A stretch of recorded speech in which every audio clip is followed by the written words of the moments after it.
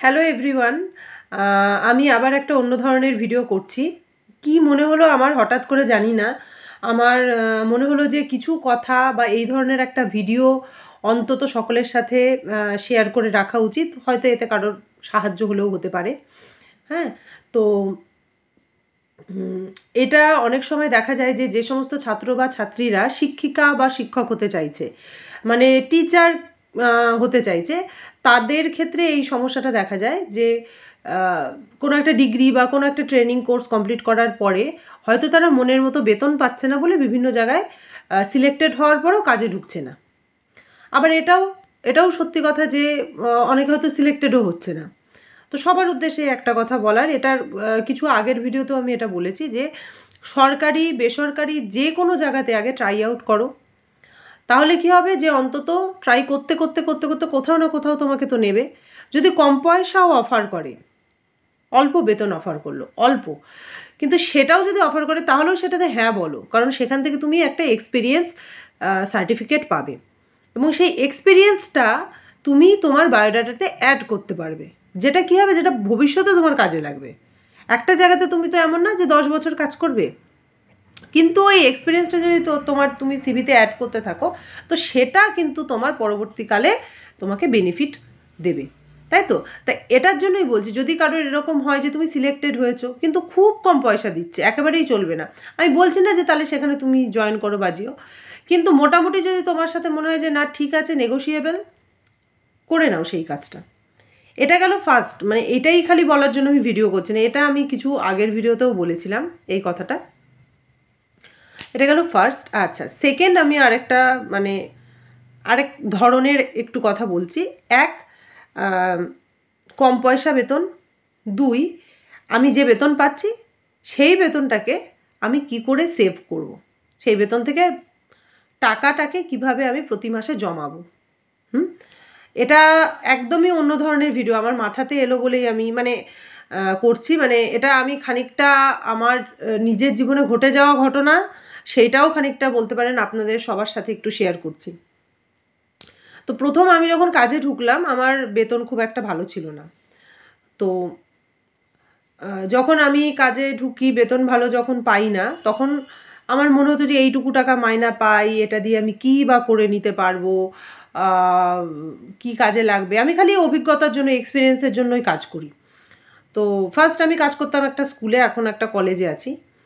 তো যখন আমি ফার্স্ট আমার হাতে মাইনা ঢোকে তখন আমার এটা মনে হয়েছিল। এবার কি হয়, যখন আমি প্রথম কাজ পাই তখন প্রথম যে 6 মাসের যে বেতন, প্রথম 6 মাসের বেতন, সেইটা কিন্তু ওই খরচ কতটা হবে, কতটা সেভ করতে হবে, এটা বুঝতে বুঝতে এই সময়টা কেটে যায়। তো তখন আলটিমেটলি আমি বুঝতে পারি 6 মাস পরে গিয়ে যে হ্যাঁ, আমি এইটুকু টাকা জমাতে পারবো আর এতটুকু তো আমার খরচ হবে, এই হিসেবটা পেয়ে গেলাম। এইবারে যদি ভগবানের কৃপাতে আপনার ওপরে কোনো লোন না থাকে, কোনো ধার দেনা এগুলো যদি না থাকে, তাহলে কি হয়, তাহলে একটা সুবিধা হয়। সেটা হচ্ছে যে আপনি আপনার প্রত্যেক মাসের খরচটা বুঝে নিলেন। বুঝে নেওয়ার পরে আপনার অল্প বেতন হলেও সেই বেতন থেকে যদি আপনি প্রতি মাসে 3,000 টাকা বা 5,000 টাকা এরকম করেও যদি জমাতে পারেন, তাহলেও কিন্তু আপনার কাজে দেবে। কীরকম কাজে দেবে? যেমন আমি প্রথম দিকে এটা বুঝতামই না।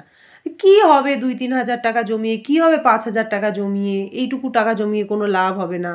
হ্যাঁ, আমি কী বা করে নেব, এরকম মনে হতো। আমি না প্রথম এটা সেদিনকে রিয়েলাইজ করি যখন আমি নিজের পয়সা, নিজের রোজগার করা পয়সা দিয়ে আমি মানে ছোট ছোট ইচ্ছেগুলো আমি পূরণ করতে পেরেছি। যখন আমি করতে পেরেছি তখন আমি এটা রিয়েলাইজ করেছি যে না, এই অল্প অল্প যে সেভিং করেছি এইটাও কাজে দেবে। যেমন আমি মানে আমার একটা ছোট উদাহরণ দিয়েই বলছি যে আমার একটা শখ ছিল যে আমি পার্টিকুলার মানে এক ধরনের গয়না কিনবো। তো এটা আমার একটা শখ ছিল, ইচ্ছে ছিল। কিন্তু এখন সোনার গয়নার দাম অনেক, কেনা তো আমার আমার আমার ধরাছোঁয়ার নাগালের বাইরে, কী করে হবে। ওই আমি প্রতি মাসে যা আমি বেতন পেতাম তার থেকে ওই হয়তো কোনো মাসে 3,000, কোনো মাসে 5,000 এইরকম জমাতে পারতাম, তার থেকে বেশি হতো না।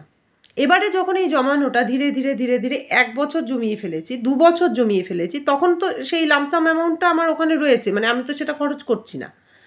তখন গিয়ে সেই সেই টাকাটা দিয়ে যখন আমি আমার ওই ছোটো ইচ্ছাটা পূরণ করতে পেরেছি, আমি তখন নিজের উপরে নিজের গর্ব হয়েছে বা খুব ভালো লেগেছে আমি এটা না, আমি বলছি যে আমি মানে ঘেমে গেছিলাম, আমার কান মুখ চোখ লাল হয়ে গেছিল খালি এটা ভেবে যে হ্যাঁ আমি এটা করতে পেরেছি। আমি অবাক হয়ে গেছি যে এত অল্প বেতনেও, খুব কম বেতনেও আমি প্রতি মাসে এরকম 3,000 5,000 এইটুকু টাকা জমিয়েও আমি এটা করতে পারি।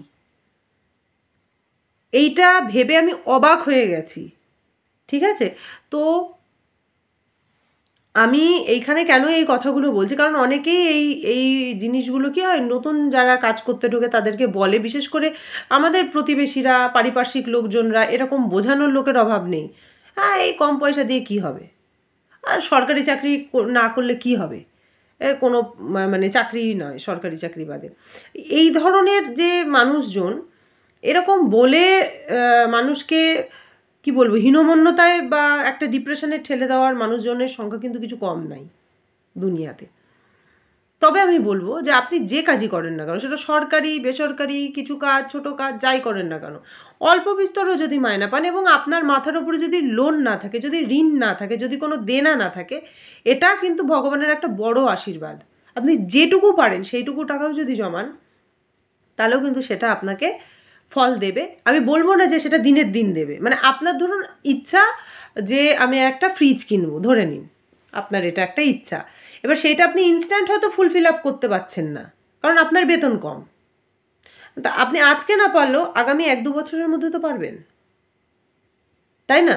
তো এই দিকটা রয়েছে। আর সেকেন্ড কথা, এখন না অনেক প্ল্যাটফর্ম আছে যেখানে আপনি খালি আরডি বা খালি এফডি এইগুলো করে খালি নিজের পয়সা জমাবেন বা এখানেই পয়সা ইনভেস্ট করবেন, এরকম কিন্তু কোনো মানে নাই।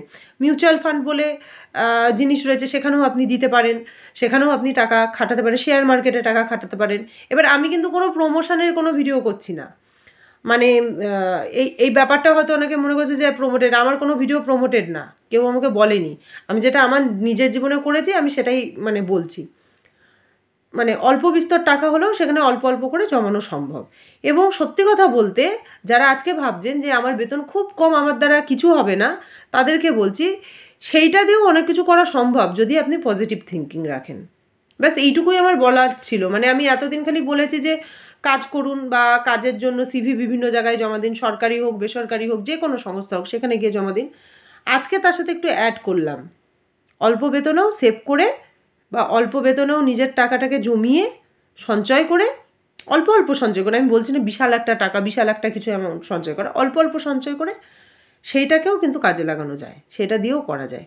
ব্যাস এতটুকুই বলার ছিল। যদি ভিডিওটা ভালো লেগে থাকে then please do like share and subscribe to my channel and don't forget to press the bell icon, কারণ বেল আইকনটা প্রেস করে দিলে আমার পরবর্তী ভিডিওগুলো আপনারা দেখতে পাবেন। Thank you so much.